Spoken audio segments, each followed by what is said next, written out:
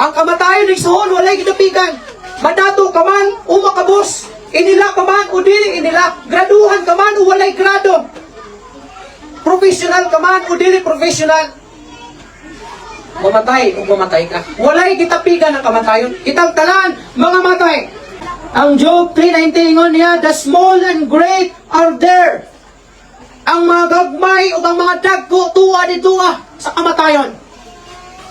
Ingon po si Solomon, nakita nato nga bisan pa ang mga maalam mamatay. Ingon pa ng mga buwang-buwang o ang mga kuwanggol o ibilin nila ang ilang pahandi ngadto sa uban. Mga matay tangtalan. Walay gipili ang kamatayon. Walay gidapigan ang kamatayon. Maalamon o buwang-buwang o mangmang. O ingon pa kang kinsa ibilin niya ang iyang pahandi. Gisulti rin siya ni Jesus Christ sa diha nga nagistorya siya sa usa ka sambingay may tungod sa usa ka dato. Nga may usa ka dato naglantaw siya sa iyang mga vineyards. Mingon siya, pagkadaghan sa akong vineyards, kadaghan sa akong mga abot, ug wala na ko'y igong nga kabutangan ni.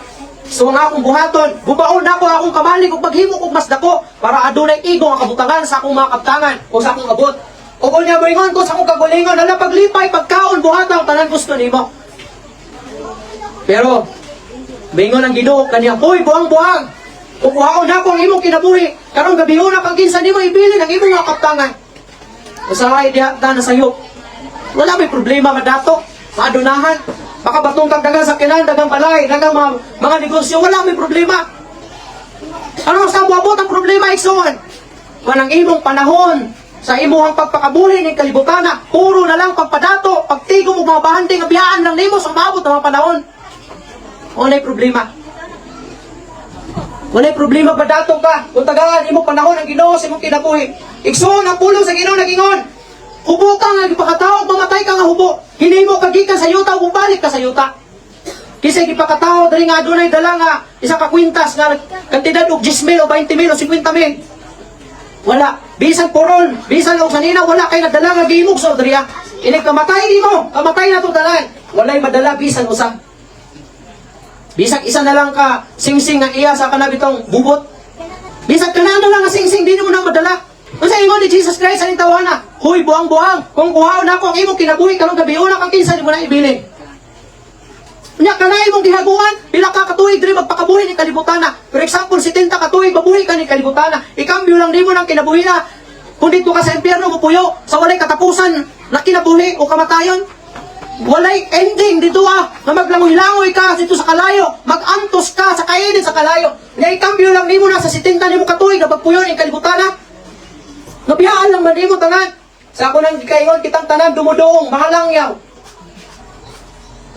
Kanang langyaw nga bibisita sa imong balay, paryente ba na nimo, higala ba na nimo? Dili nang puyo sa imong balay. Muli na kinana si kaugalingong balay. Mukhaon tingali na sa imong balay. Pwede siguro maligo na sa imong balay. Pwede siguro matulog na sa imong balay sa kagabi, 2 kagabi o 3 kagabi. Pero muli na siyang balay kay doon na siya kaugalingong balay. Kita diri sa kalibutan, langyaw sa musubot ka sa dili biyangan di mo ni kalibutan.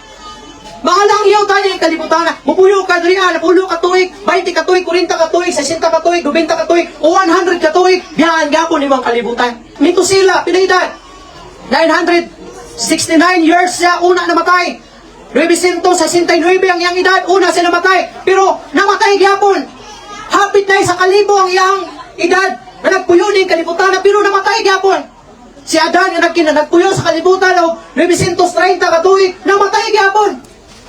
Kita, ingon ang pulong sa Ginoo. Ang kinabuhi natin ingon ni David, 70 lang katuig. Kung mulang pastaan na, maabot ang 80, grasya nga kinabuhi. Kung maabot ka 90 mong edad, grasya nga kinabuhi. Maabot 100 mong edad, grasya nga kinabuhi. Pero mamatay gapon ka.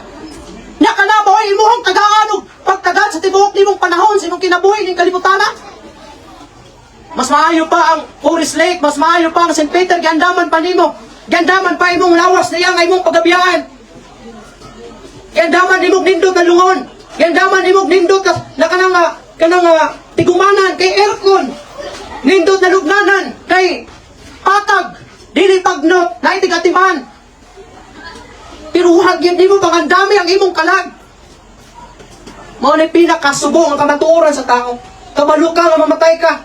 Pero wala ka nagapakabanay, isuon sa imong kinabuhi.